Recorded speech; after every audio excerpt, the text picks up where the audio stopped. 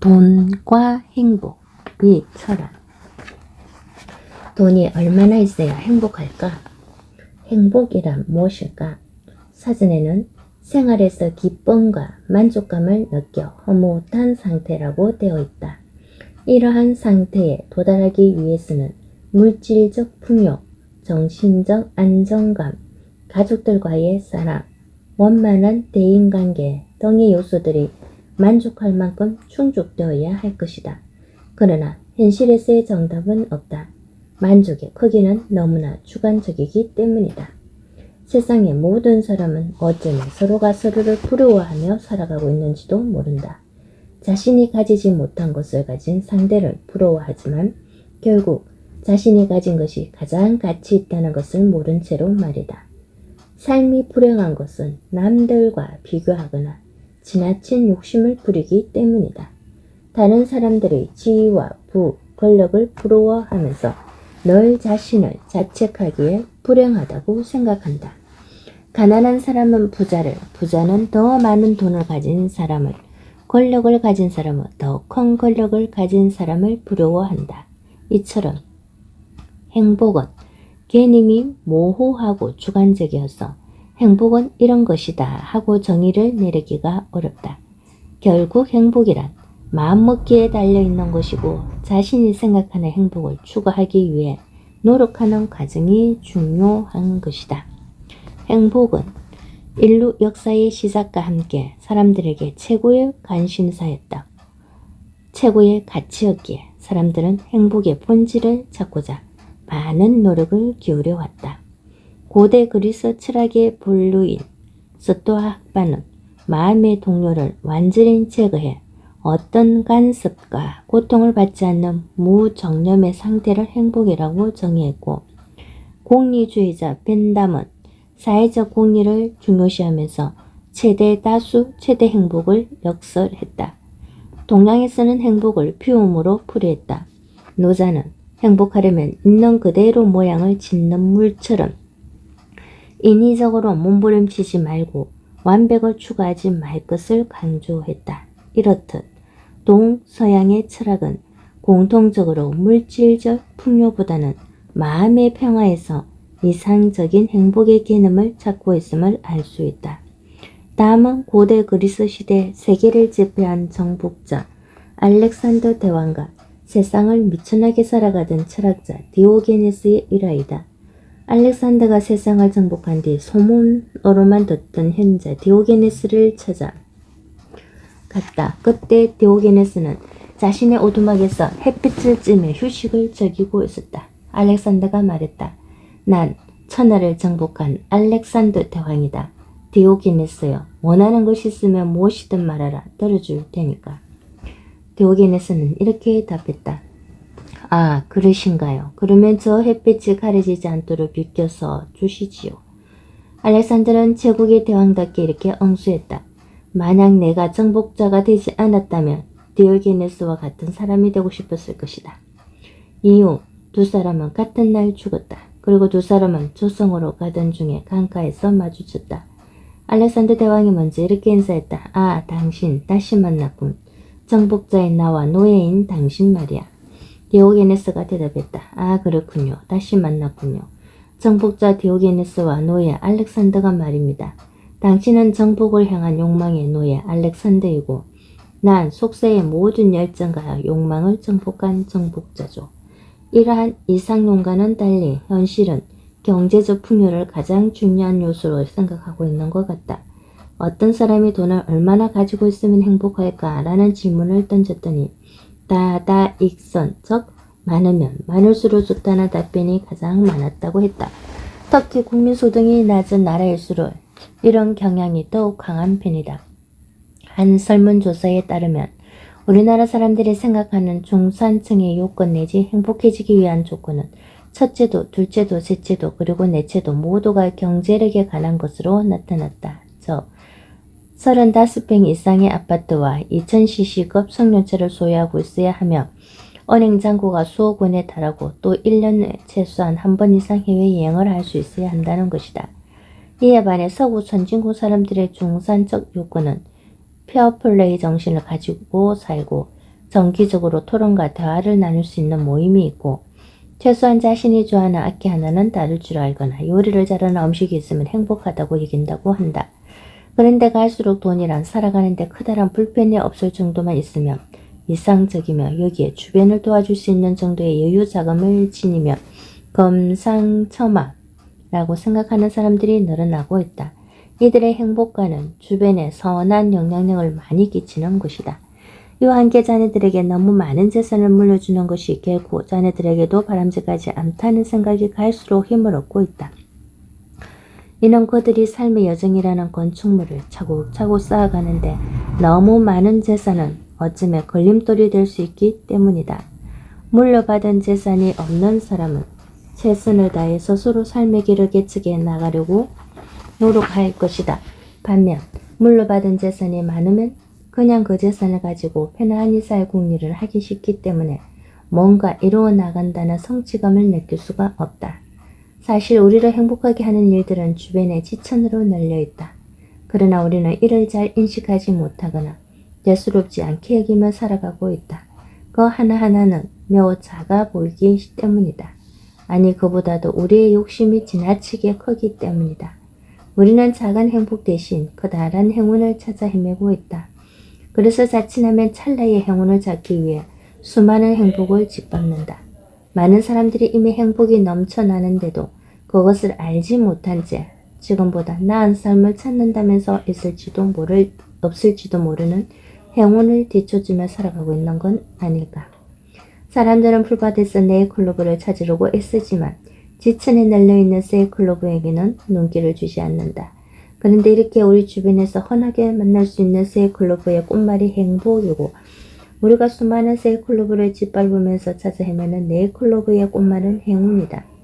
바꾸어 말하면 우리는 행운 하나를 찾겠다고 주변의 수많은 행복들을 마구 짓밟고 있는 것이다. 세계적으로 손꼽히는 부자이면서 투자의 귀재인 워런 버핏은 다음과 같이 말했다. 당신이 좋아하는 일을 하라. 돈이 아니라 당신이 좋아하고 사랑할 수 있는 일을 하라. 그러면 돈은 저절로 들어온다. 행복이라면 분명히 정의할 수 있다. 내가 바로 그 표본이기 때문이다. 나는 1년 내내 좋아하는 일만 한다. 좋아하는 일을 좋아하는 사람들과 함께할 뿐 내 속을 뒤집어 놓는 사람들과는 관계할 필요조차 없다. 일을 하면서 유일하게 싫은 것이 있다면 3, 4년에 한 번씩 누군가를 해고해야 한다는 사실이다. 그것만 빼면 문제될 것이 없다. 나는 탭댄스를 추듯이 일터에 나가 열심히 일하다가 가끔씩 의자에 등을 기댄 채 천장을 바라보며 그림을 그리곤 한다. 이것이 내가 행복을 느끼는 방식이다. 성장을 넘어 성숙한 사회로 우리나라는 지난 반세기 동안 경제 성장을 최우선 목표로 삼고 진력해 왔다. 그 결과 세계에서 가장 빠르게 그리고 성공적으로 경제 성장을 이끌어낸 국가로 기록되었다. 그러나 그 안에서 우리가 실제로 느끼는 행복감은 매우 낮은 수준이라는 분석이 나오고 있다. 이는 국제사회에서 조사하는 각종 행복지수에서도 잘 나타나 있다. 유엔 산하자문기구인 지속가능한 발전 앱 네트워크가 발표한 2015년 세계행복보고서에 따르면 가장 행복한 나라는 스위스, 가장 불행한 나라는 아프리카의 토고 공화국이라고 한다. 우리나라는 세계 158개국 가운데 47번째로 행복한 나라인 것으로 조사됐다. 이 행복지수는 미국 여론조사기관 갤럽이 지난 2012년에서 2014년 1인당 국민 총생산 GDP, 사회복지, 건강, 수명, 부패, 선택에서의 자유 등 7개 척도에 대한 만족도를 합산해 산출된 것이다. 오랫동안 한 국가의 경제 규모를 파악할 때 대표적인 경제 지표는 GDP였다. 그러나 이 대표적인 총량 지표인 GDP에 대한 비판이 끊임없이 제기되어 왔다. 비판의 핵심 내용은 국민소득을 통해 한 나라의 경제력은 측정할 수 있지만 국민 생활의 질이나 행복 등 보다 근원적인 부분에 대해서는 제대로 파악할 수 없다는 것이다. 그리고 모든 경제활동을 유효한 것으로 간주하기 때문에 국민들의 생활 수준을 실제로 향상시키는 경제활동과 그렇지 않은 경제활동을 구분하지 못한다는 점도 명점으로 지적되고 있다. 다시 말해 실업과 빈곤 퇴치를 위한 정부 지출의 증가뿐만 아니라 무기 기업비용, 비만, 흡연, 마약 등으로 인한 의료비가 늘어나는 GDP는 증가한다. 반면 소득 불평등, 여가시간, 문화생활 향유, 환경오염, 자원고갈 등과 같은 문제는 국민들 삶의 질에 큰 영향을 미치는 요소이지만 GDP의 산정 대상이 아니다. 이러한 비판이 설득력이 있다는 인식 아래 국제사회에서는 고용, 보건, 교육, 환경 등을 포괄하는 새로운 행복지수 개발을 위한 논의가 한창 진행되고 있다. 국내 총생산이 한 나라의 경제적 가치를 특정하는 지표라면 국민행복지수란 경제적 가치뿐만 아니라 삶의 만족도나 미래에 대한 기대, 자부심 등 인간의 행복과 삶의 질을 포함시켜 총체적으로 평가하는 지표이다. 우리나라는 각종 조사에서 행복지수가 낮게 나타나고 있는데 이는 결국 우리나라가 경제적으로는 어느 정도 여유가 있으나 경제 외적인 측면에서 국민들의 행복감을 느끼지 못하고 있다는 것을 의미한다. 특히 복지, 안전, 행복 등의 직접적으로 관련된 항목에서 최하위국 수준에 머물러 있다. 우리나라의 행복지수가 이렇게 낮게 나타나는 이유는 치열한 경쟁 속에서 감내해야 하는 각종 스트레스, 갈수록 벌어지는 빈부격차에서 느끼는 상대적 박탈감, 높아나가는 청년 실업률, 고령 사회로 접어들면서 겪는 노후 불안 등 얽히고 섞인 문제들이 우리 주변에 널려있기 때문이다. 우리 사회의 빈부격차가 갈수록 심화되고 있다. 상위 20%의 평균 소득이 하위 20% 평균 소득의 5.7배에 달하는데 이로 인해 우리 사회의 상당수는 상대적 박탈감을 가지고 있다. 또 한국인의 70% 이상이 소급증에 시달리고 있다고 한다. 그런데 이는 가정이나 학교 그리고 직장에서 항상 잘해야 한다는 생각에 사로잡혀 자신을 잠시도 쉬지 못하게 하는 심리적 압박에 시달리는 정신적 결함 정세라고 한다.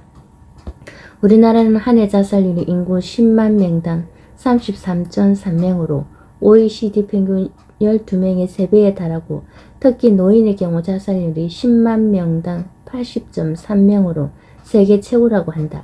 또 청소년의 사망 원인 중 첫 번째가 자살로 나타나 심각성을 더하고 있다. 산업재해로 사망하는 근로자 수도 인구 10만 명당 20.99명으로 OECD 국가 중 1위다. 근로시간도 세계 최고 수준이다. 2013년 기준 우리나라 사람들은 하루 평균 10시간 30분, 1년간 총 2090시간을 일했는데 이는 OECD 평균 시인 1776시간을 크게 웃도는 수준이다. 그리고 OECD 회원국 가운데 정년 퇴직 후에도 가장 오래 일하는 사회이다. 남성의 경우 유효 은퇴 연령은 평균 71.1세였는데 이는 멕시코 72.3세에 이어 2위에 해당하는 것이며 여성의 경우도 평균 69.8세로 칠레 70.4세에 이어 2위로 나타났다. 이러한 통계 수치들은 우리나라 사람들의 과거에 비해서는 경제적으로는 그런대로 여유가 있지만 다른 나라 사람들과 비교해보면 전반적으로 매우 힘들고 불안한 삶을 살아가고 있다는 사실을 방증하고 있다. 경제적인 풍요로움 뒤에 숨어있는 사회적 불평등, 계층간, 빈부격차, 빈약한 사회 안정망 등이 우리의 삶을 불안하게 만들고 있는 주범이라고 하지 않을 수 없다. 그러면 행복지수를 높이고 나아가 국민 모두가 행복한 나라를 만들기 위해서는 어떻게 해야 할까? 첫째, 사회 구성원들이 불필요한 갈등 없이 친밀하고 협동적인 인간관계를 형성해 나가야 한다. 이를 위해서는 무엇보다 교육의 본질을 바로 세우고 인성교육을 강화해 나가야 한다. 혼자만 부귀영화를 누리며 잘 먹고 잘 살기 위한 스펙 쌓기를 부추길 것이 아니라 도덕적이고 건전한 인격과 사고를 함양하는 인성교육에 역점을 두어야 한다는 것이다.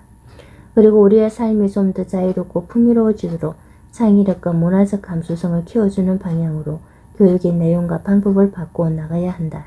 이는 창조 경제를 실현하기 위해서라도 중요하다.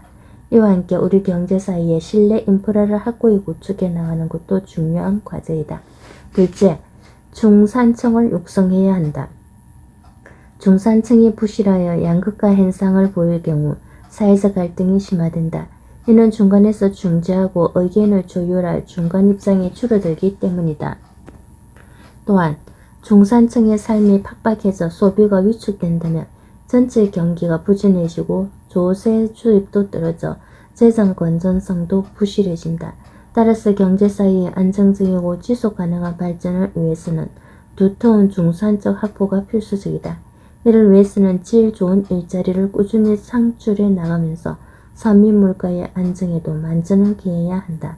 셋째, 기부 문화의 활성화이다.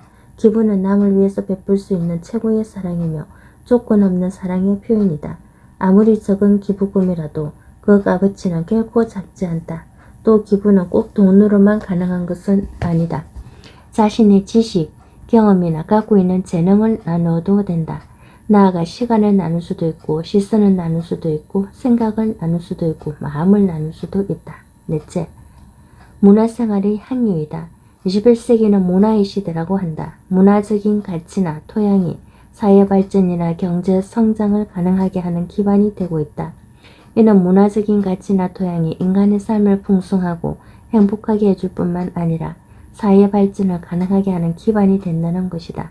특히 중요한 것은 문화적 감수성이 경제발전 과정에서 피폐해진 정신문화와 인간성을 회복시키는 필수 불가결한 요소라는 점이다. 국민소득 3만 달러 실현을 눈앞에 두고 있는 우리로서는 추가적인 경제적 성취 못지않게 문화적 욕구를 충족시키는 문제에 대해서도 적극적인 대응책을 마련해 나가야 한다. 또한 문화 혜택은 일부 소수 집단만이 아닌 대다수 사람들이 고르게 누릴 수 있도록 해야 한다. 이는 문화란 소유하는 자의 것이 아닌 항유하는 모든 사람의 즐거움이기 때문이다. 가난하게 태어난 것은 당신의 잘못이 아니지만 가난하게 죽는 것은 당신의 잘못이다. 당신이 하루 종일 아무런 문제에 부딪히지 않는다면 당신은 잘못된 길을 걷고 있는 것이다. 성공을 위한 세 가지 필수 조건은 남보다 더 많은 지식을 갖고 있으며 남보다 더 열심히 일하고 남보다 큰 기대를 가지지 않는 것이다. 당신 자신을 타인과 비교하지 마라. 그것은 당신 자신을 모욕하는 것이다. 모두들 세상을 바꾸려 들지만 스스로를 바꾸려는 생각은 하지 않는다. 아무나 믿는 것은 위험한 짓이지만 아무도 못 믿는 것은 더욱 위험하다. 삶에서 소중히 지켜야 할 것은 믿음, 약속, 인간관계, 그리고 상대방의 마음이다. 언때 생활 100배 즐기기. 행복한 대한민국이 되려면 국민 한 사람 한 사람이 모두 행복한 삶을 살아갈 수 있어야 한다. 특히 직장생활을 하면서 최선을 다해 열심히 살아온 은퇴자들이 남은 삶의 행복이 보장되어야 한다. 그러면 이들이 행복한 노후 생활을 누리고 즐기기 위해서는 어떤 조건들을 갖춰야 하며 또 어떻게 살아가야 할까?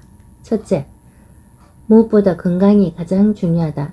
돈을 잃는 것은 적은 부분을 잃는 것이고 명예를 잃는 것은 인생의 많은 부분을 잃는 것이다. 하지만 건강을 잃는 것은 인생의 전부를 잃는 것이다. 라는 말이 있다. 돈이야 잃으면 또 벌면 되고 한번 잃은 명예도 어려움이 있을지라도 열심히 노력해서 재평가를 받으면 다시 회복할 수 있다. 그러나 건강을 잃으면 다시 회복하기가 매우 어렵다는 뜻이다. 건강은 자신을 위해서도 중요하지만 주변 사람들을 위해서도 중요하다. 만약 건강을 해치게 된다면 경제적, 물질적인 부담은 물론이고 가족들에게도 정신적, 육체적으로 커다란 부담을 지우게 된다. 특히 중년으로 들었으면 건강의 쇠퇴기로 접어드는 만큼 더 많은 관심과 주의가 필요하다. 둘째, 경제적인 안정이 뒷받침되어야 한다. 중년들의 로망은 자신이 원하는 일을 하면서 여생을 가족과 편안하게 살아가는 것이다. 하지만 현실은 녹록지 않다. 가장 큰 걸림돌은 역시 경제력이다. 당장 햇살을 그만두면 가족의 생계가 걱정이다. 이보다는 형편이 나은 경우에도 길어진 수명을 생각하면 여전히 경제력이 크다는 걱정거리다. 경제적 여유가 없다면 삶이 위축되기 마련이다. 매사에 자신이 없어지고 행동 반경도 좁아지며 주변을 돌아볼 여유도 없어진다. 점차 친구들을 만나는 걸 피하게 되고 두려워지기조차 한다.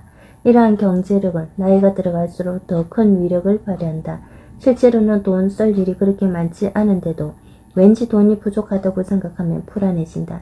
이는 아마도 인생을 살아가다 보면 많은 돌발 변수가 나타나기 때문일 것이다. 특히 나이가 들어갈수록 이런 돌발 변수는 더더욱 많이 생기기 마련이다. 셋째, 사람들 간의 소통이 중요하다. 소통은 우리 삶에서 매우 중요한 요소이다. 특히 나이 들수록 소통 기회를 넓히려는 노력을 더 많이 기울여야 한다. 은퇴했다고 집에만 있으면 없던 합병이 생길 수도 있다. 생활의 윤기를 다하기 위해 삶의 활기를 불어넣기 위해 그리고 치매에 걸리지 않기 위해서라도 소통이 필요하다. 무엇보다 가족과의 원활한 소통이 가장 중요함은 두말할 필요가 없다. 특히 배우자와 대화를 자주 가지는 것이 중요하다. 이는 배우자와 좋은 관계를 유지한 부부가 그렇지 않은 부부에 비해 더 건강하고 오래 산다는 실정 분석 결과에서도 잘 알 수 있다. 자녀들과도 자주 대화를 나누고 그들을 이해하며 인정해 주려고 노력해야 한다. 그러면 나중에 사회적 지위도 경제력도 체력도 모두 없어진 노인이 되더라도 여전히 사랑과 존경을 받는 아버지와 어머니로 남을 수 있을 것이다. 친구들과 만남의 기회를 자주 가지는 것도 중요하다. 사실 마음 터놓고 이야기할 수 있는 친구를 가졌다는 것은 축복이다. 나이 들어갈수록 친구의 존재감은 더욱 커진다. 남아도는 시간을 같이 나누어야 하기 때문이다. 친구들과의 만남을 원만히 유지해 나가기 위해서는 베풀고 배려하는 마음가짐이 중요하다. 항상 자신이 먼저 소식을 전하고 약속 시간보다 미리 나가서 친구를 기다리는 것이 바람직하다. 또 기브 앤 테이크, 친구가 한번 밥을 싸면 다음에는 내가 밥을 사려는 자세가 필요하다. 한편 좀 더 폭넓은 소통 채널을 가지기 위해서는 사회 활동에 적극 참여하는 기회를 찾아야 한다. 어차피 사람은 사회적 동물이기에 주위 사람들과의 소통과 교류가 끊임없이 이어갈 필요가 있다. 어쩌면 사회와의 관계 단절이란 죽음을 뜻하는 것일지도 모를 일이다. 사회 활동을 이어나가는 데는 사회 봉사활동이나 각종 주제가 있는 포럼 활동 혹은 친목을 다지기 위한 성격의 동호회 모임을 정기적으로 가지는 것도 좋은 방편이 될 수 있다. 특히 사회 봉사활동은 더 바람직하다고 여겨진다. 그동안 살아오면서 축적된 다양한 지식과 경험, 능력들을 사회에 환원할 수 있다면 노후 생활이 얼마나 보람되고 행복하게 느껴질까. 봉사활동이란 나눔의 실천이다. 비록 언때에 뒷전을 물러나 있지만 사회 봉사활동을 통해 자신의 존재감이 여전하다는 것을 확인할 수 있다. 넷째, 취미생활을 즐겨야 한다.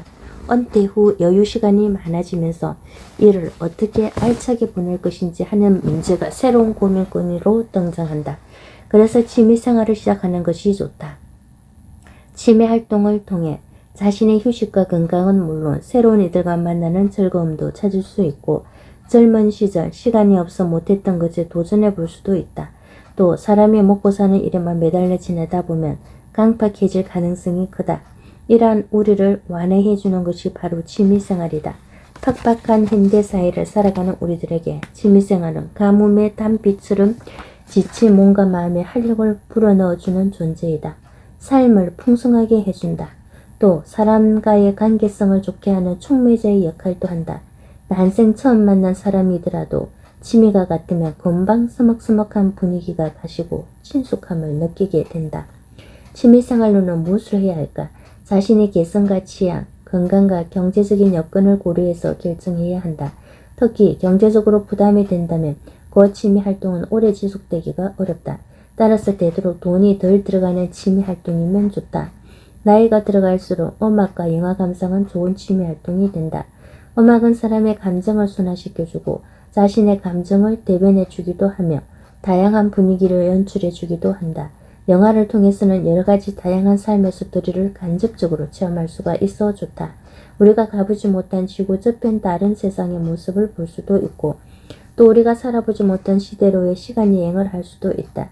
여기에 극 전체의 분위기를 클라이맥스로 끌고 가는 음악과 영상이 있어 한층 더 마음을 정화시켜준다. 그리고 영화관을 찾아 나서는 것 자체가 기분 전환을 위한 나들이가 된다. 여행도 좋은 취미활동이 될 것이다. 여행이란 미지의 세계로 훌쩍 떠났다가 자신이 살던 곳이 그리워질 때 다시 찾아드는 과정의 연속이다. 여행은 피곤하면서도 즐겁다. 또 많은 것을 보고 듣고 배우게 된다. 여행에서 직접 체험한 경험은 책이나 이야기를 통해 만들어진 간접 경험에 비해 훨씬 더 오랫동안 뇌리에 남는다. 세월이 지난 뒤에는 그때의 추억이 진한 향수를 자아내기도 한다. 여행을 떠나는 사람의 가슴속에는 새로운 것들에 대한 호기심, 모험심과 깨적 정신 같은 것이 담겨 있다. 여행을 통해 얻는 새로운 에너지는 우리 삶의 활력소가 된다. 그러므로 여행은 낭비가 아닌 새로운 창조의 과정이다. 특히 가족들과 함께 떠나는 여행은 바쁜 일상생활에서 갖지 못했던 가족들과의 대화 시간을 가질 수 있어서 좋다. 새로운 세상에서 가족의 의미를 새삼 되새기고 그 속에서 사랑을 쌓아간다. 다섯째, 종교 생활은 플러스 알파이다. 인간은 죽음에 대한 두려움을 가지고 있다. 과연 사후세계가 존재할까? 있다면 어떤 것일까? 나는 죽으면 어디로 가는 걸까? 나이가 들어갈수록 이러한 문제에 대해 심각하게 고민을 하게 된다.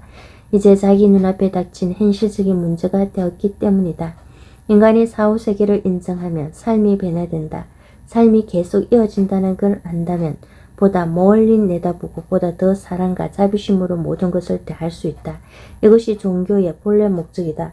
많은 사람들이 종교생활을 하면서 세상의 분노를 사귀는 평정심 같은 것을 얻을 수 있다고 한다. 그것이야말로 돈으로는 절대 살 수 없는 종교가 가진 힘이 아닐까. 끝으로 무엇보다도 너무 미래에 집착하지 말고 현실의 적이라는 점이다. 은퇴자들은 이제 인생의 반환점 이후에 와 있다. 시간이 그리 많지 않다. 그래서 이제 남은 생을 누리고 즐기면서 살아가야 한다. 그리고 인생이 은퇴 후 시기로 접어들면 이제는 모으는 것보다 쓰는 것이 더 중요하다. 자기가 하고 싶은 것을 위해 아낌없이 지출하자. 그리고 주위 사람들에게 많이 베풀자. 너무 많은 돈을 남겨놓고 갈 필요는 없다. 죽을 때도 그 돈을 가지고 갈 수는 없지 않은가. 자식들에게 너무 많은 돈을 남기고 가는 것이 자식들에게도 결코 좋은 것만은 아니다. 어쩌면 재산을 가장 효율적으로 관리하는 것이란 죽을 때 자신의 재산이 제로가 되도록 열심히 소비하며 사는 것인지도 모르겠다. 시간이나 말을 함부로 사용하지 말라.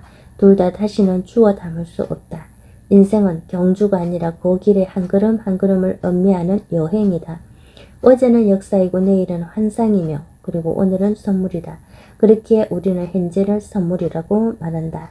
더글래스 테프터 전 코카콜라 회장이 2000년 신년사 중에서 개천에서 용나는 사회를 위하여 돈은 자본주의 사회에서 가장 중요한 생산 요소이자 동력이다. 돈이 돈을 번다는 말이 있듯이 돈이 있어야 돈을 버는 게 가능하다. 일정한 자본이 있으면 이것을 담보나 기반으로 하여 더 큰 자본으로 키울 수 있다는 것이다. 또한 자본이 있으면 다른 생산 요소인 노동과 기술을 보다 쉽게 그리고 보다 우수한 노동력과 기술을 확보할 수 있다. 그런데 문제는 이러한 자본력의 확보가 대부분 부의 대물림으로 이루어지고 있다는 것이다. 이것이 자본주의의 최대 진입장벽이 되고 있다. 이제 가난한 사람들은 정상적인 사회생활조차 하기 힘들어지고 있다. 우리는 주변에서 돈 없고 백 없으면 살아가기 몹시 힘들다라는 이야기를 종종 들으며 살아가고 있다. 이는 바꾸어 말하면 돈이 있거나 뒤를 돌봐주는 권력이 있어야 출세도 할 수 있고 또 어디를 가더라도 행세할 수 있다는 것이다. 참으로 안타깝고 개탄스러운 일이지만 이 말이 갈수록 현실적으로 느껴진다. 특히 우리 사회는 가난한 사람을 얕잡아보고 무시하는 경향이 강한 편이다. 이러한 상황에서 빈익빈 부익부 현상이 심화되고 있다. 많은 젊은이들은 이제는 자신이 아무리 열심히 노력해도 미래가 보이지 않고 희망이 없는 세상이 되어간다고 탄식한다. 그리고 가진 계층과 가지지 못한 계층 간 부의 격차가 너무 벌어져 있어 혼자 힘으로는 이를 극복해 나가기가 불가능하다면서 절망하고 있다. 조세재정연구원에 따르면 2012년 4월 우리나라 소득 상위 1%가 버는 소득이 전체의 16.6%를 차지했다. 이는 OECD 주요 19개국 평균 9.7%를 크게 웃다는 것이며 우리나라보다 부의 쏠림이 심한 나라는 미국 17.7% 뿐이었다. 또 통계청이 발표한 2014년 가계금융복지조사 자료에 따르면 상위 10%가 전체 가처분 소득이 29.1%를 차지하고 하위 40%가 13.4%를 갖고 있었다. 더욱이 자산 불평등은 소득 불평등보다 훨씬 더 심각한 것으로 나타났다. 즉 순자산의 경우 상위 10%가 절반에 가까운 43.7%나 차지하고 있는데 반해 하위 40%는 겨우 5.9% 정도만을 보유하고 있는 것으로 나타났다. 그리고 지금 벌어지고 있는 심각한 전세난과 가계부채 규모의 지속적인 증가 등을 감안할 때 이러한 소득과 자산 불평등 추세는 앞으로 더 심화될 우려가 크다. 지금 이 시대를 살아가는 우리 젊은이들은 많이 아파하고 힘들어한다. 불투명한 미래를 불안해하며 방황하고 있다. 대학 진학과 취업의 아름다운 청춘의 열정을 탕진하고서 기지맥진해하고 있다. 이들은 유년 시절부터 학습 열병에 시달리며 살아왔다. 천신만고 끝에 대학에 들어가도 그 기쁨은 잠시 값비싼 등록금에 허리가 휜다. 아르바이트를 해보지만 그래도 여의치가 않아 카드빚을 내고 심지어 대부업체의 문도 두드려본다. 그러다가 덜컥 신용 불량자로 전락하기도 한다.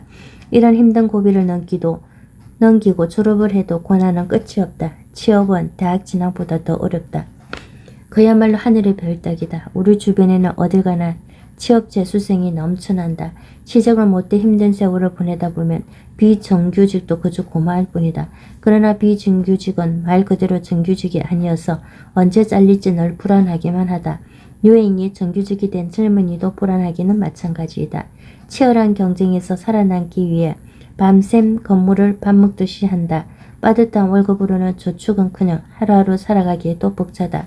천정부지로 뛰어오른 집값에 내 집 마련은커녕 전셋집 얻기도 힘들다. 그래서 결혼은 꿈꾸기도 어려운 과제가 돼버렸고 어느 사이 노처녀가 되어간다. 이들은 결국 시중에서 말하는 연애, 결혼, 출산, 취업, 건강, 인간관계, 주택 구입, 희망, 꿈을 모두 포기한 국보 세대가 되거나 혹은 저임금에 시달리는 비정규직 생활조차 감내해야 하는 88만원 세대가 되어간다. 더욱이 갈수록 수명은 길어지는데 노후 생활에 대한 보장은 막막하다. 청년 자살률이 세계 최고 수준이라고 한다. 이것이 오늘을 살아가고 있는 많은 젊은이들의 서글픈 현실이다. 솔직히 이제는 더 이상 개친에서 용납하기 어려운 시대가 되어버렸다. 이는 부모의 배경이 자식의 장래를 좌지우지하고 있기 때문이다. 다시 말해 부모의 권세 혹은 경제력이 아이들의 장래를 좌우하는 결정적 요인이 된다는 것이다. 다행히 유복한 가정에서 태어나면 좋은 교육을 받을 수 있어 좋은 대학에 가서 좋은 직장을 구할 수 있는 가능성이 크다. 이들의 경우 설사 어쩌다 잘못 풀려 좋은 직장을 구하지 못하더라도 부모로부터 물려받은 재산을 바탕으로 그럭저럭 사업을 꾸려나갈 여지가 있다. 이에 반해 경제적으로 쪼들리는 가정에서 태어난 아이들은 좋은 교육을 받기가 어렵다. 이에 따라 치열한 경쟁과 배려가 부족한 사회 분위기에서 도태될 수밖에 없는 것이 현실이다. 그래서 이제 인생은 운칠복삼이다 라는 자조적인 우스갯소리까지 생겨났나 보다. 그러나 부모로부터 많은 재산을 상속받은 사람들의 삶이 반드시 행복한 것만은 아니다. 그 재산이 오히려 인생의 참맛을 느끼는데 걸림돌이 될 수 있기 때문이다. 유명한 재력가들 중에도 이처럼 자녀들에게 조기의 재산을 물려주는 것이 바람직하지 않다는 생각을 가진 사람이 들어 있다. 강철왕 앤드류 카네기는 다음과 같이 말했다. 부자 부모를 갖지 못한 아이들은 인생의 경주에서 상당한 부담을 가지고 출발한다. 그러나 부자 부모를 가진 아이들은 부가 주는 유혹에 저항하지 못하고 잘못된 길로 쉽게 빠져드는 경향이 있다. 그래서 그들은 가난한 아이들의 라이벌이 되지 못한다. 카네기를 만난 뒤 성공 철학의 전도사로서 삶을 살아온 나폴레옹 힐도 그에 져서 상상력으로 부자가 된다 에서 다음과 같이 피력했다. 나는 가난에서 벗어나기 위해 내 앞에 닥친 것은 무엇이든 해냈다. 그것도 최선을 다해서 해냈다. 하던 일을 싫을 때에도 그 일을 하는 동안에는 최선을 다했다. 그러한 과정을 통해 경험과 지혜가 생기고 성장과 발전을 할 수 있었다. 가난은 내 인생 최대의 자산이었다. 세상에 가난만큼 소년의 꿈과 의지를 불태우게 만드는 것은 없다. 가난은 젊은이에게는 축복이다. 최근 들어서도 이러한 분위기가 재현되고 있다. 일부 세계적인 부부들이 자녀들에게 아예 재산을 물려주지 않거나 상속을 하더라도 아주 일부만 하고 나머지는 사회에 기부할 것을 선언했다. 이런 운동을 부르짖힌 사람이 워런 버핏이다. 그는 미국 정부가 상속세를 폐지하려는 움직임을 보이자 이에 적극 반대하고 나섰던 사람이다. 또 이런 일화도 있다. 돈을 빌려러 찾아온 딸에게 나는 은행이 아니니까 은행에 빌려라며 딸을 돌려보내는데 그리 큰 돈은 아니었다고 한다. 아들 둘에 딸 하나인 자녀 모두를 공립학교에 보낸 것으로도 유명하다. 이처럼 돈이 돈을 벌게 하는 세태를 고치고 또 겨친에서 용나는 사회를 부활시키기 위해서는 시장의 기능을 정상화시키고 필요한 경우 이를 보완하는 노력도 적극 기울여야 한다. 이와 함께 적성과 능력에 상관없이 무조건 대학을 가야만 하는 사회 풍조를 바꾸어 나가는 것이 무엇보다 중요하다. 기업의 채용 기준도 학력과 스펙보다는 인성과 적성을 더 중시하는 방식으로 전환되어야 한다. 또한 양극화를 완화하고 중산층 육성을 위한 노력도 적극 추진해 나가야 한다. 상속 제도도 합리적으로 손질되어야 한다. 무엇보다 젊은이들 자신이 여기서 주저앉을 수는 없다. 꿈과 희망을 버린 채 살아서는 안 된다. 여성 세대들은 젊은이들이 용기를 잃지 않고 다시 일어서도록 손을 잡아주어야 한다. 미국의 어느 노인이 90세가 되던 해 자신의 나이가 들어가는 것을 기념하기 위해 인생을 살아오는 동안 느끼고 배운 45가지의 교훈을 글로 적었다. 그 중에서 가장 가슴에 와닿는 이야기를 전해본다. 인생은 참으로 공평하지 않다. 그러나 그렇다고 해도 여전히 인생은 좋은 것이며 살아갈 만한 가치가 충분히 있다. 유전무죄, 무전유죄, 사회가 되지 않으려면 1988년 10월 16일 대다수 언론의 헤드라인은 탈주범들의 소식으로 채워졌다. 북과자동 한 가정집에서 탈주범들이 가족을 인질로 삼고 경찰과 대치하다가 10시간 만에 자살 또는 사살되는 유혈극이 벌어졌다. 탈주범의 대장격인 지강헌은 벼랑 끝에 몰리자 길고 자살을 결심하고 경찰에게 홀리데이라는 노래를 듣고 싶다고 요구했다. 그리고 지강헌은 그 노래가 울려 퍼지는 방 안에서 피를 토하듯 유전무죄, 무전유죄를 외치며 유리창 파편으로 자신의 목을 찔렀다. 20여 전 탈주범 지강헌이 절규하며 우리 사회를 향해 던졌던 유전무죄, 무전유죄, 돈 있으면 죄가 없고 돈 없으면 죄가 있다는 뜻의 이 말은 지금까지도 우리 사회에 희재되고 있다. 그 말의 건재에 깔려있는 사회적 약자들의 소외감은 지금도 계속되고 있는 것이다. 당시 인질범 일당은 자신들에게 내려진 10년, 20년이라는 가중한의 형량도 받아들이기 어렵지만 사람에 따라 달라지는 형량의 불평등을 참을 수 없다고 인질로 잡힌 사람들에게 하소연했다고 한다. 지강헌은 돈 없고 권력 없이는 못 사는 게 이 사회다. 대한민국이 비리를 밝히겠다. 돈이 있으면 판검사도 살 수 있다. 유전무죄, 무전유죄, 우리 법이 이렇다고 항변했다. 그러나 법적으로 동정받을 이유가 없는 상습적으로 강절도를 저질러 온 범죄자였다. 그러나 그 당시의 민심은 탈주범인 지강헌에 대한 동정으로 들끓었을 뿐만 아니라 그의 절구에 많은 시민들이 연민을 느꼈다고 한다. 556만 원을 훔치고 17년형을 살아야 했다 한 청년의 비참한 죽음과 그를 죽음으로 몬 법치국가의 슬픈 자아성에 분노하며 그가 남긴 말에 공감했던 것이다. 한 나라의 질서와 기강은 일관성 있는 법치에 있다. 그러나 지금 우리 사회에는 법치주의의 마지막 보루 역할을 해야 할 법조계에 대한 국민의 불신이 팽배해 있다. 2008년 법률소비자연맹이 실시한 조사 결과에 따르면 우리 국민 10명 중 8명이 법정의 문제에서 돈이 있으면 유리하다는 이른바 유전무죄, 무전유죄에 동의하는 것으로 나타났다. 그리고 응답자 절반 이상이 법이 지켜지지 않는 이유를 법보다 배경이 효과적이기 때문이라고 답했다. 이런 분위기는 여전하다. 우리 사회의 법에 대한 조소 섞인 인식은 전반적으로 이렇다. 우리는 지금 돈이 법 위에 군림하는 사회에 살고 있다. 권력과 돈만 있으면 안 되는 일도 못할 일도 없다. 모든 것은 권력과 돈이 해결해주는 가진 자에게만 유리한 사회가 되어가고 있다. 이렇게 우리 사회에서 법을 다루는 사람들에 대해 부정적인 인식이 확산된 데는 여러 이유가 있겠지만 무엇보다도 법을 적용할 때 행평성이 없고 법 집행이 엄정하지 못한 것이 그 원인이라고 파악하는 사람들이 많다. 우리 사회가 공정한 사회가 되려면 법 앞의 평등이 무엇보다 중요하다. 법을 어떤 때는 적용했다가 어떤 때는 적용하지 않는 상황이 반복되고 때로는 특권층을 위한 도구로 사용한다면 평등한 적용이라고 할 수 없다. 정관, 영우나 고무줄 양형에서 비롯되는 유전무죄, 무전유죄 논란이나 특정인을 위한 특혜성 사면 논란 등이 대표적인 사례다. 이런 악습을 청산하지 못하는 사이 법은 지키면 지킬수록 손해라는 잘못된 법 인식이 국민의 내리 깊숙이 자리 잡았다. 나와 내 주변에는 간대하게 그러나 남에게는 엄격하게 법과 원칙을 적용하는 그런 사회는 선진국이 될 수 없다. 우리나라가 공정한 법치사회가 되려면 법 적용의 이중성을 타파하는 것이 무엇보다 중요하다. 그래서 우스갯소리로 시중에 해상되는 내가 하면 로맨스고 남이 하면 풀륜이라는 말이 최소한 법조계에서는 더 이상 통용되지 않도록 해야 할 것이다. 흔히들 사회적 관심이 큰 대행 소송 사건이 생기면 이를 두고 우스갯소리로 쩐의 전쟁이라고 부른다.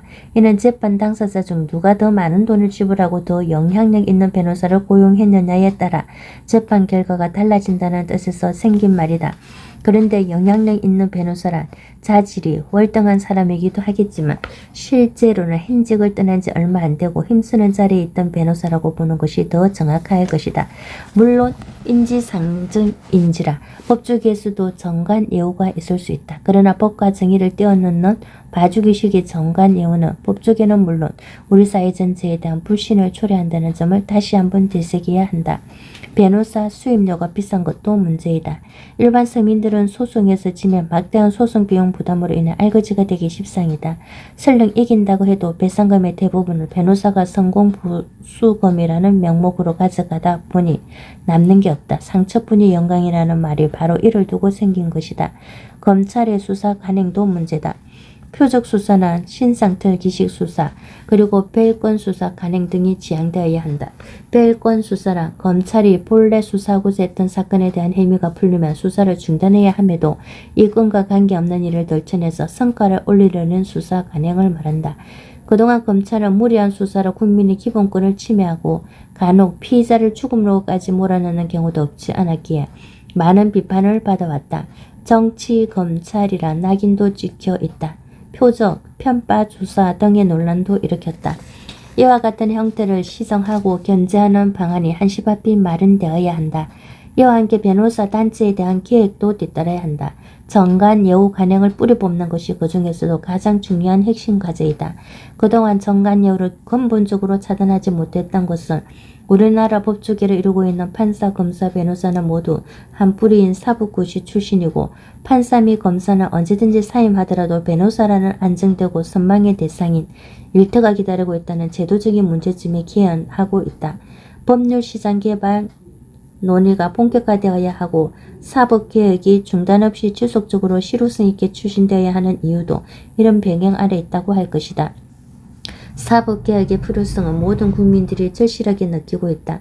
국민들은 자신의 권익을 보장받고 법 앞에서 차별받지 않는 공정한 사회가 구현되기를 원한다. 그리고 국민 위에 군림하는 사법권이 아니라 국민들에게 법률 서비스를 제공하는 검찰과 법원으로 다시 태어날 수 있기를 간절히 바라고 있다. 따라서 사법개혁은 중단 없이 계속되어야 한다. 그리하여 더 이상 피의자를 죽음으로 몰아넣는 일이 없어야 하고 대한민국의 암울한 법 현실의 한매를 느껴 인민을 떠나는 사람이 생기지 않도록 해야 한다. 얼마 전 재벌 총수들에 대한 사면을 두고 설왕설래 말이 많았다. 물론 그들이 사회 발전에 공헌을 많이 한 것은 사실이다. 그러나 법 행위를 한 사람들에게 법을 적용하지 않거나 특혜를 준다는 것은 만인은 법 앞에 평등하다는 원칙에 어긋나지 않을까. 물론 재벌이라고 해서 오히려 역차별을 받아서는 안 되겠지만 그렇다고 해서 특혜를 받는 일이 있어서도 안 된다. 과거 우리나라는 재벌들에게 많은 특혜를 주어왔다. 그래서 그들은 기업을 키울 수 있었고 또 일자리 창출과 경제발전에 이바지한 것은 숨길 수 없는 사실이다. 그러나 그들에 대한 지나친 관용은 그들을 더 큰 범법자로 만들 소지가 있다. 그렇지 않으면 내가 없으면 기업이 돌아가지 않고 그렇게 되면 결국 국가 경쟁에 어려움이 생길 것이다. 그러는 내가 법을 좀 위반한다고 해서 형사처벌까지 할 수 있겠느냐라는 배짱 심리가 작용할 여지가 생긴다. 이러한 배짱 심리가 대마불사라는 믿음을 만들어주어 1997년 외환 위기를 초래하는 가장 큰 원인이 되었다는 점을 우리는 결코 잊어서는 안 될 것이다. 따뜻한 사회를 담보하는 기부 문화의 활성화. 20세기 초 자본주의가 급속히 발전하던 당시 미국에는 막대한 부를 축적한 두 명의 거부가 있었다. 바로 카네기와 록펠러이다. 그들은 그의 동시대 인물로 가장 전형적인 자수성가형 사업가들이다. 그들은 평생 일궈낸 자산을 아낌없이 사회에 돌려준 공통점을 갖고 있기도 하다. 사실 이 시기 세계적인 거부로 성장한 카네기와 록펠러는 돈을 버는 과정이 그리 바람직한 것은 아니었다.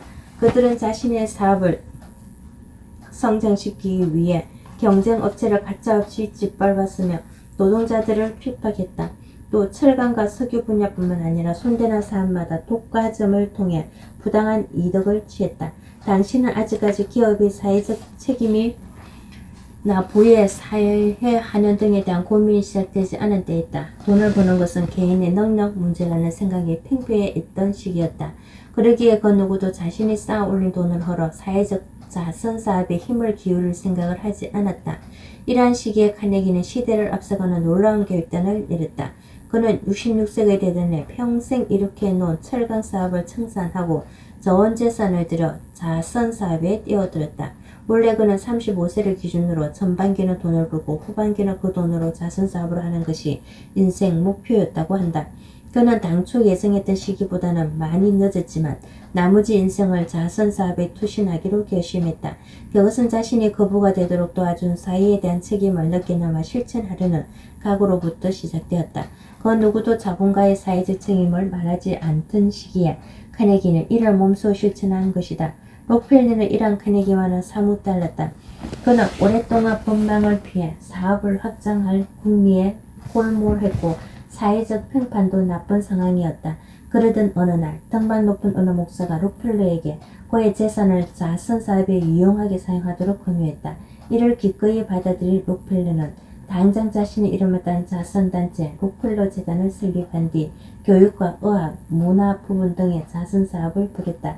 이러한 일련의 자선 사업은 실추된 록펠러의 이미지를 회복시켰다. 그의 이름은 점차 악명 높은 자본가에서 자비로운 자선사업가의 모습으로 대중에게 부각되어 갔다. 자선사업을 통해 그의 개인 이미지가 개선되면서 사업 또한 좋은 의미에서 더욱 성장해 갔다. 그런 경험을 통해 록펠러는 이런 말을 남겼다. 잘 운영되는 기업의 사회공헌 활동은 진정 훌륭한 비즈니스가 된다. 그것은 좋은 친구, 좋은 고객을 만든다. 사회적인 공익 활동과 기업의 좋은 일, 이것은 서로 상반되는 것이 아니다. 카네기와 록펠러, 그들은 말년에 자신이 쌓아올린 부를 개인의 것만으로 돌리지 않고 자선 사업을 통해 사회로 환원하는 노블레스 오블리주를 실천한 인물들이다. 미국의 이러한 자선 사업과 기부 정신은 이후에도 이어져 오고 있다. 최근 들어 이런 분위기를 전 세계에 확산시키는 데는 빌 게이츠와 워런 버핏이 그 중심 역할을 해오고 있다. 워런 버핏은 한 자선 행사에서 다음과 같이 설명했다. 그동안 저를 포함한 제 가족들은 이 사회에서 특별한 대우를 받고 살아왔습니다. 한마디로 행운 아들이죠. 제가 만약 다른 시대에 태어났더라면 맹수의 정신거리가 되었을지도 모를 일입니다. 또 제가 만약 미국이 아닌 다른 먼 곳에 다른 먼 장소에 떨어졌더라면 그야말로 하찮은 존재로 살아왔을지도 모를 일입니다. 제가 이 자리에 서게 된 것은 저를 둘러싸고 있는 이 위대한 사회 덕분이며 그 속의 한 부분에 제가 잘 적응했기 때문입니다. 그는 이와 같이 자신의 성공 이유를 전적으로 사회 시스템으로 돌리고 있다. 그러기에 그는 자신의 재산 대부분을 사회에 돌려주는 것을 당연시했다. 2015년이 처음으로 갈무르 페이스북의 설립자 겸 최고 경영자 CEO인 마크 저커버그 부부는 딸의 출산을 계기로 자신들이 보유한 페이스북 지분 99%를 생전에 기부하기로 약속했다. 기부 약정 규모는 무려 450억 달러에 달한다. 기부 금액도 그렇지만 기부 취지 또한 매우 감동적이다. 이들이 새로 태어난 딸아이에게 띄우는 편지에는 모든 부모들처럼 우리는 내가 지금보다 더 나은 세상에서 자라기를 바란다. 이는 너를 사랑했으기도 하지만 다음 세대 모든 어린이를 위한 우리 세대의 도덕적 의무이기도 하다는 기부 취지가 담겨 있었다. 딸에 대한 사랑은 인류 사회에 대한 공헌으로 성화시키고 있다. 아름다운 기부의 전형이다. 미국에서는 일반인은 연소득의 약 2%를, 부자들은 연소득의 약 6%를 매년 기부하고 있다고 한다. 부자들이 일반인에 비해 훨씬 더 많은 기부를 하고 있다는 것이다. 이에 비해 우리 사회는 어떠한가? 많은 사람들은 못 배우고 가난한 사람들이 오히려 더 적극적으로 기부활동에 나서고 부자들은 거저 생색내기에 걸치고 있다고 생각하는 것 같다. 우리나라의 기부 문화는 그동안 많은 변화를 보여왔다. 1980년대까지만 해도 비자발적이고 준조세 성격이 짙었다. 그러다가 1990년대 이후 정부 주도였던 모금 활동이 민간 기구로 이양되면서 민간의 자발적인 기부 문화가 확산되는 모습을 보이기 시작했다. 특히 2000년대에 들어서서 기업의 사회공헌 활동이 확대되었으며 개인의 기부 문화가 활성화됨에 따라 기부 방식도 다양화되고 기부 정보 채널도 확대되는 등 기부 환경이 많이 변화되어 왔다. 또 기부 문화 활성화를 위한 관련 제도도 개선되었다. 2011년에는 사회와 국가를 위해 전 재산을 기부한 사람들이 노후의 생활이 어려워질 경우 정부가 돌봐준다는 내용을 골자로 하는 명예기부자법, 이른바 김장훈법이 발의되기도 했다. 또 기부금에 대한 세금 혜택을 늘리기 위한 세금 공제 제도도 개선해 나가고 있는 중이다. 물론 기부 문화 활성화를 위해서는 이와 같이 기부금을 세금에서 공제해 준다거나 고액 기부자를 명예의 전당에 올려주는 등의 제도적 장치를 마련하는 것이 의미가 없는 것은 아니다. 그러나 보다 진실된 기부 행위는 이와 같은 제도적인 장치 마련에서 나오는 것은 아니라고 본다. 보다 중요한 것은 더불어 살아가겠다는 나눔과 배려의 정신 그리고 따뜻한 마음일 것이다. 기부는 남을 위해서 베풀 수 있는 최고의 사랑이며 조건 없는 사랑의 표현이다. 기부금은 아무리 적은 금액이어도 값지다. 지금까지 국가나 사회에 기부금을 낸 분들을 보면 돈이 많아서 기부한 것이 아니다. 경제적으로 어려운 가운데서도 푼푼히 모은 돈이거나 여유가 있더라도 검소한 생활을 통해 절약한 돈을 기부하는 경우가 대부분이다. 때문에 기부는 어떠한 원칙에 따른 일률적인 강요가 아니라 자발적이어야 한다. 개발도상국에 대한 원조도 늘려나가야 한다. 우리 주변에는 아직도 우리가 다른 나라를 원조하는 것에 대해 부정적 인식을 가진 사람이 없지 않다. 우리나라에도 헐벗고 못 먹는 사람이 많은데 외국에 원조를 하는 것 가당치 않다는 것이다. 북한 주민에 대한 인도적인 지원에 대해서도 곱지 않은 시선을 보내고 있다. 그러나 이는 그렇지가 않다. 지난날 우리가 받았던 그 원조를 바탕으로 우리는 이제 세계 10위권의 경제대국으로 부상하지 않았는가.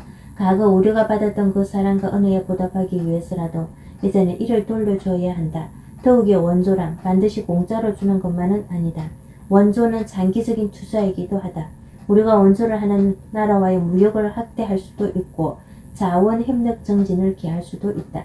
그리고 경제뿐만 아니라 정치, 사회, 문화 등 모든 면에서 우리의 성실하고 진지한 협력 파트너로 삼을 수 있다. 결국 원조를 통해 전 세계에 우리의 얼과 이미지를 심을 수 있는 것이다. 좋은 돈, 나쁜 돈, 이상한 돈. 돈은 인간의 욕망 추구에 필요한 자원이며 행복에 중요한 촉매제이다.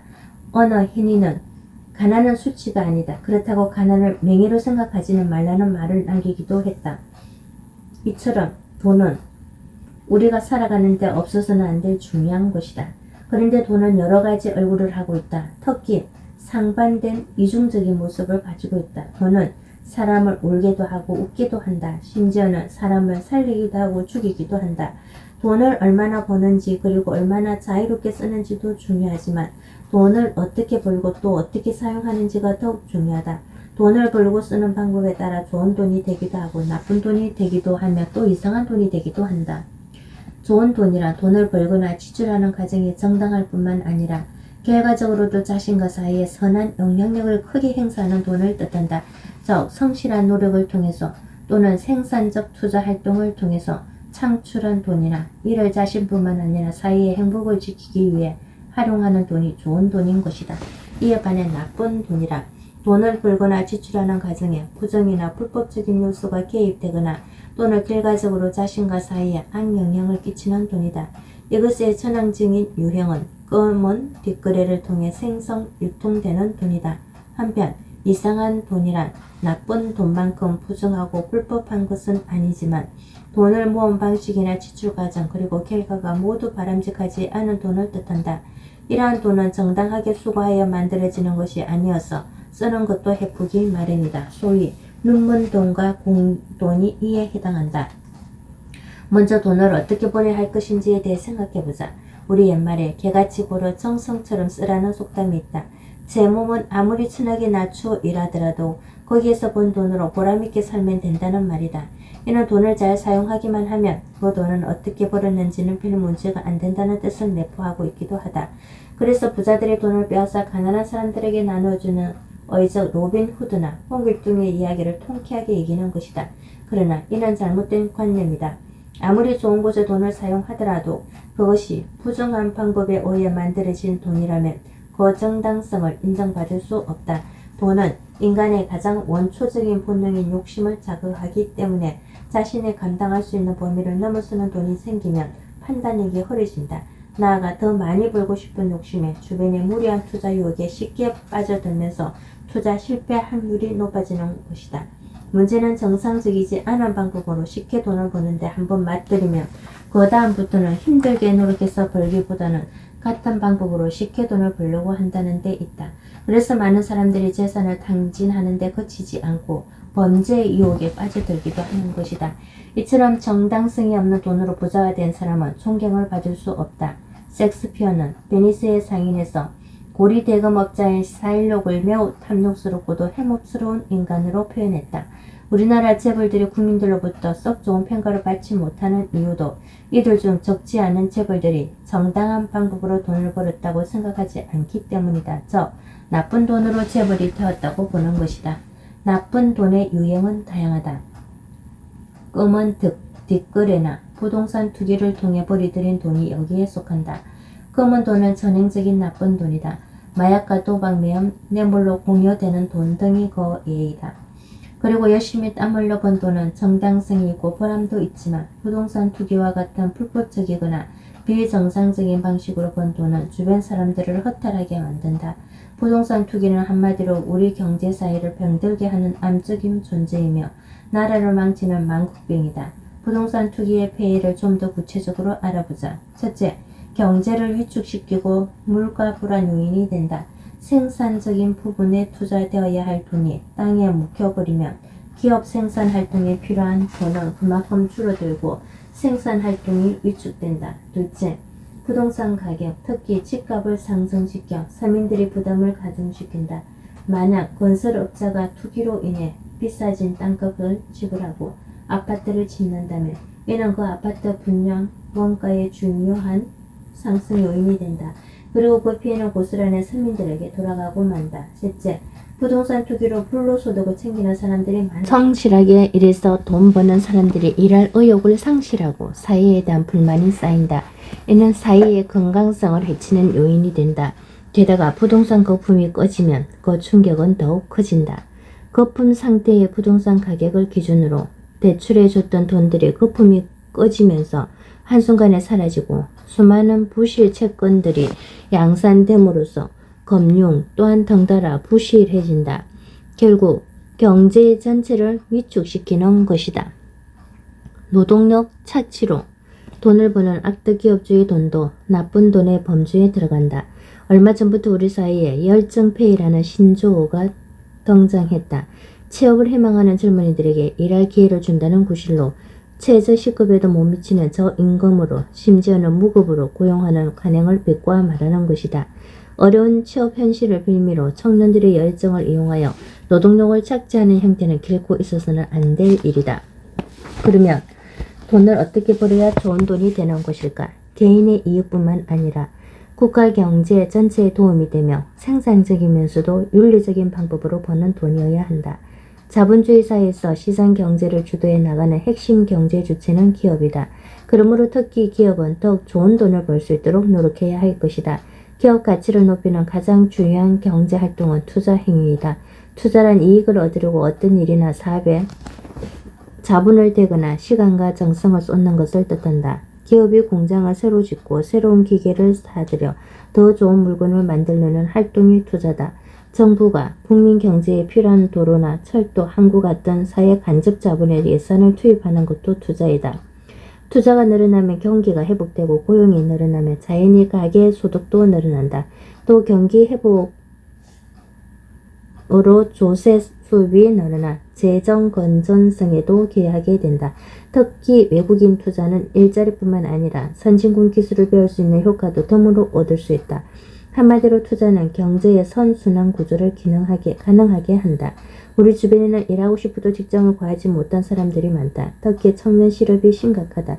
2015년 6월 기준 청년 실업률은 10.2%로 전세 실업률 3.9%의 2.5배에 이른다. 실업자, 추가, 취업해, 희망자, 잠재 구직자를 모두 다 한 청년 취업 애로 계층은 116만 명에 달한다. 이런 가운데 2016년부터 법정 정년이 60세로 늘어나 향후 3, 4년간 청년 고용이 한층 위축되는 고용 절벽 사태까지 우려되고 있다.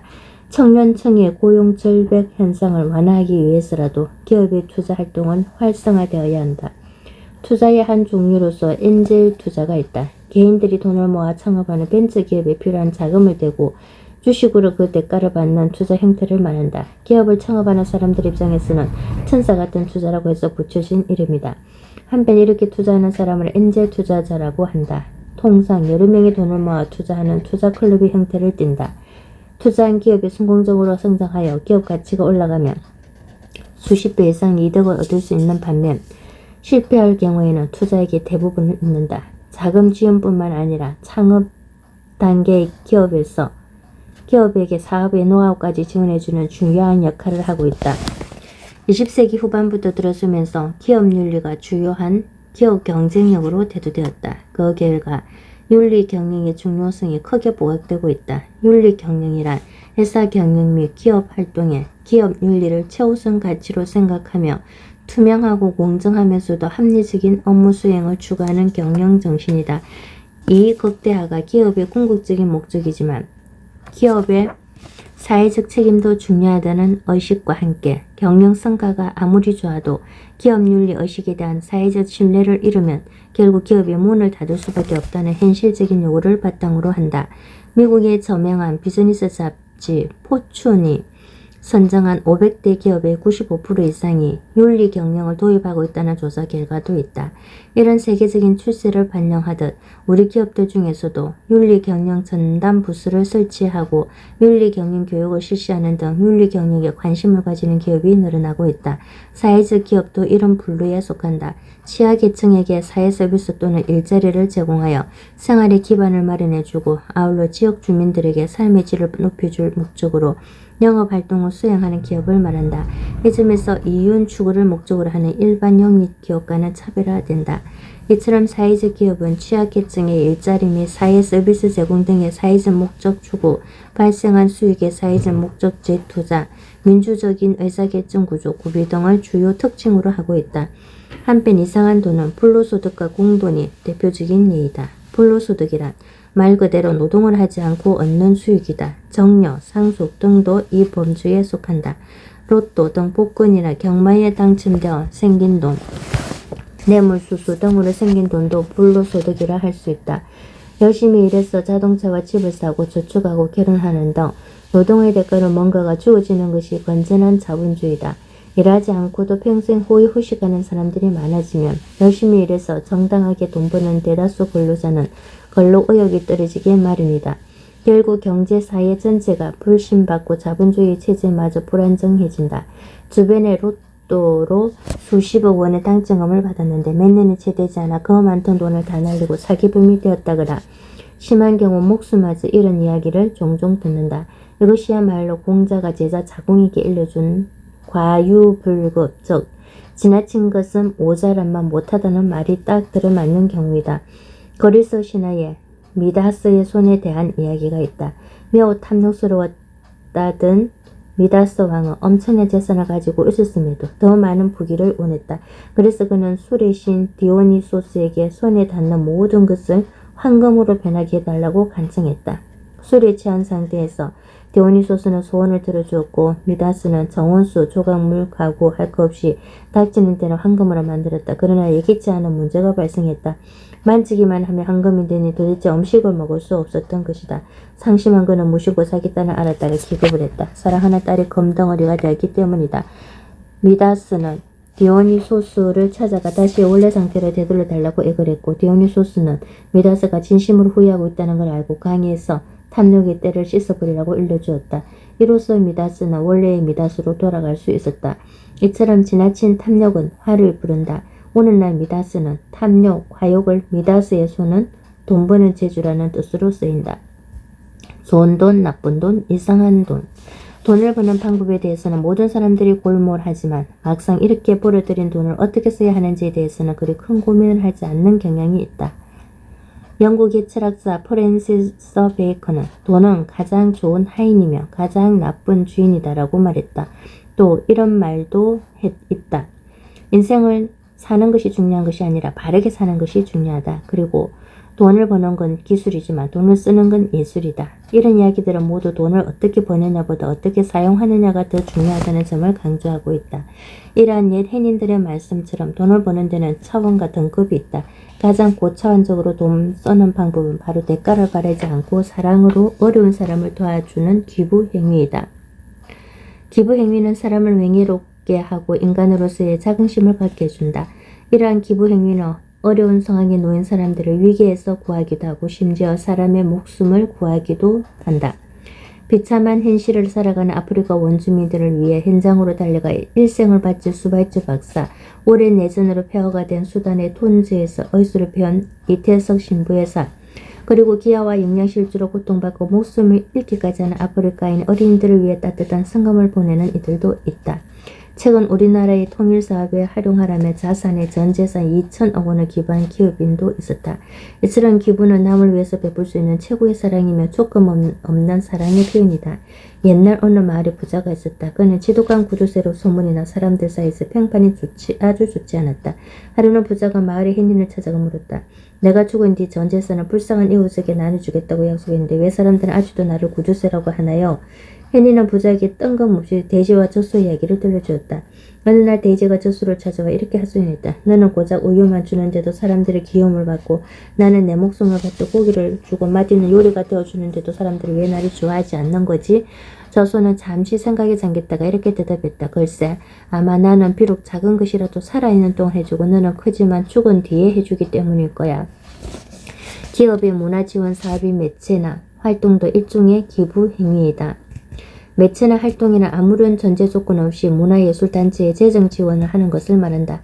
이것은 기업이 문화예술에 대한 지원을 사회적 책임의 하나로 인식하고 아무런 반대 거부를 기대하지 않고 순수하게 지원하는 활동이다. 역사적으로 메세나의 선구자는 르네상스 시대의 미켈란젤로, 레오나르도 다빈치 등의 대예술가들을 지원한 피렌체의 메디치 가문이 꼽힌다. 현대사회에서 메세나는 기업의 공식적인 문화예술 후원 사업을 뜻한다. 우리나라에서도 1994년 한국 메세나 협회회가 결성된 이후 다수의 기업들이 문화예술 활동 지원 사업을 펼치고 있다. 메세나 활동은 날이 갈수록 진화하고 있다. 예전에는 단순히 제품이나 행사에 관한 후원 협상 등이 주로 이루었다면 이제는 전통장인 후원과 신진 작가 발굴은 물론 지속적인 전시회 개최를 통해 하나의 문화 프로그램으로 발전시키는 등 그 내용이나 행식 모두 면에서 한층 더 충실해지고 있다. 이를 통해 기업의 이미지 제고는 물론이고 보다 많은 사람들에게 새로운 문화적 가치를 체험할 기회를 제공하고 있다.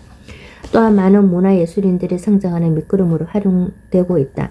2011년 6월 말 러시아에서 열린 차이코프스키 국제 콩쿠르에서는 성악과 피아노, 바이올린 등으로 해서 한국 출신 학생들은 1에서 3위를 몽땅 휩쓸었다. 당시 수상자들의 공통점은 모두 거모아시아나 문화재단의 음악 영재 지원 프로그램 출신이라는 것이었다. 기업 매체나 활동의 결실이라 하겠다. 그러면 나쁜 돈의 유행에는 어떤 것이 있을까? 우선 사회를 불안하게 만드는 데 사용되는 돈이다. 블러드 다이아몬드라는 용어가 있다. 이는 아프리카 등 전쟁 중인 지역에서 생산되어 거래되는 다이아몬드를 일컫는 말이다. 독재자, 군벌들이 다 이 다이아몬드를 판 수익금으로 무기를 구입하는 등 전쟁을 하는데 필요한 비용을 충당해 왔기 때문이라 이런 이름이 붙었다. 1998년 유엔은 전쟁 자금으로 이용되는 다이아몬드에 대한 문제를 제기했다. 이후 다이아몬드 생산자들은 다이아몬드의 원산지를 명백히 하기 위한 협의체를 만들기로 했다. 이를 위해 다이아몬드 생산국들은 2000년 5월 남아프리카 공화국 킴블리에서 만났다. 이 회의에서 블러드 다이아몬드의 밀수출을 막는 방법이 논의되었고 소비자들이 구매한 다이아몬드가 폭력과 연관이 없는 것임을 확인할 수 있어야 한다는 것에 동의했다. 이후 2년간의 논의 끝에 2002년 11월 다이아몬드 원석의 수출입에 관한 사항을 협의 조정하는 국제적 협의체인 킴벌리 프로세스가 결성되었다. 또 다른 나쁜 돈의 지출 유형은 불법 도박이나 유흥생활에 탕진하는 등 사회를 어지럽히거나 지탄의 대상이 되는 행위들이다.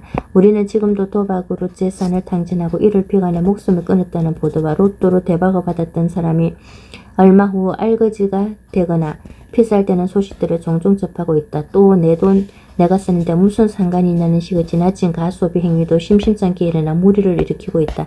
이러한 지출 행위들은 서민들에게 상대적 박탈감을 이야기하고 사회 갈등과 위화감을 조장한다. 때로는 범죄로 이어지기도 한다. 더욱이 이들이 지출하는 돈은 대부분 불로소득이다. 결국 쉽게 번 돈이라 해프게 쓰는 것이다. 한편 지출에서 이상한 돈은 어떤 것인지를 알아보자. 이것의 전행적인 모습은 공돈 지출에서 나타난다. 공돈은 자신의 돈이 아니고 그렇다고 다른 사람의 돈도 아닌 불특정 다수인을 위한 돈을 뜻한다. 한마디로 주인이 없는 돈이다. 주인이 없다 보니 해프게 사용하기 마련이다. 대표적인 예가 정부 예산에서 상당 부분을 차지하는 선심성 예산이다. 그런데 이게 한두 푼이 아니고 그야말로 국민의 헬스가 줄줄 새 나가는데 문제의 심각성이 있다. 그동안 국고 보조금은 눈문돈이라는 인식이 저변에 깔려 있었다. 그래서 먼저 따먹는 사람이 인자이고 국민은 봉이라는 말이 나돌 정도로 보조금 관리가 허술하고 취약했다. 이처럼 감시의 사각지대에 놓이자 국고 보조금은 눈문돈이라는 비판이 끊이지 않고 있다. 얼마 전 정부 자치평가에서는 나라 돈이 한 해 50조에서 60조 원 가까이 들어가는 국고 보조 사업 중 절반가량이 부실하게 운영되는 것으로 드러난 데에서도 이런 사실을 알 수 있다. 국고 보조금은 민간이나 지방자치단체의 특정 사업을 지원할 목적으로 중앙정부가 내주는 돈이다. 정부 용자금과 달리 갚을 필요가 없다. 이러한 눈문돈이 한 해 예산의 15%를 차지할 정도로 늘어나면서 문제의 심각성을 더하고 있다. 국고 보조금이 불법의 온상이라는 것은 어제 오늘의 일이 아니다. 재정을 집행하는 일선 지자체나 민간 사업자들이 국고 보조금을 부정하게 타내거나 사업과 무관한 개인 용도 등으로 쓰다가 적발되는 일이 반복되어 왔다. 또 하나 이상한 돈의 예로는 품위 유지비 혹은 체면 유지비가 있다. 이는 친구나 직장 동료와의 관계를 원만히 유지해 나가는 데 필요한 최소한의 비용 지출을 뜻한다. 대표적인 것이 결혼 축의금과 상가 조의금이다. 그런데 그 부담이 만만치가 않다. 장년 문화는 그나마 다소 개선되고 있다지만 결혼 풍속도는 여전히 낭비 요소가 너무 많다. 결혼 문화가 혼주의 문화 건설을 가시기 위한 자리로 둔갑해버린 감이 없지 않다. 이는 아마도 그동안 가난하게 살아왔던 열등감에 대한 반작용이 아닐까 싶다. 이제는 나도 좀 잘 살고 있다는 것을 가시하고 싶어 친지의 경조사에 분수를 넘어서는 과도한 부조금을 전달하는 것이다. 그 결과 서민들은 뱁새가 항새 따라가려다 가랑이 찢어지는 사태를 어쩔 수 없이 당하고 만다. 이와 같이 돈이나 정당한 방법과 노력으로 벌고 또 보람있게 쓸 때에만 그 가치와 의미가 있다. 끝으로 우리나라 동국 여지 성남다운 고문수에 전해지고 있는 투금탄에 관한 이야기를 소개한다. 아주 의존 행가아우가 함께 길을 걷다가 황금 2덩이를 주었다. 형제는 사이좋게 너는 가지고 강을 건너는데 갑자기 동생이 그 귀한 금덩이를 강문에 던져버렸다. 깜짝 놀란 행이 그 연유를 물었다. 동생이 이렇게 답했다. 황금을 얻기 전에는 행님을 사랑하고 아끼는 마음으로 가득했지요. 그런데 황금을 얻고 나서는 행님이 없었더라면 2개가 다 내 것이 되었을 텐데 싶어 왠지 행님을 미워하는 마음이 생겨났어요. 동생의 얘기를 듣던 형은 실은 자기도 그런 생각을 했다면서 자기 몫의 금덩이도 강물 속으로 던져버렸다.